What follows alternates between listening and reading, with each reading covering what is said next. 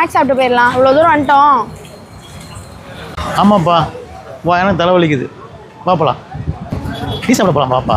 என்ன எதையுமே காணும், எல்லாம் காலியாக இருக்கு. அண்ணே எதுவுமே இல்லையா? ஐயோ, எல்லாம் காலியா? எல்லாமே காலி ஆயிடுச்சான். சரி, நீ டீ சாப்பிடு.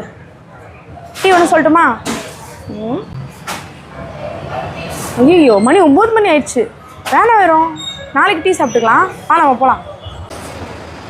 போகலாமாவா? என்னப்பா என்ன கொடுமை Saravanan. A few moments later.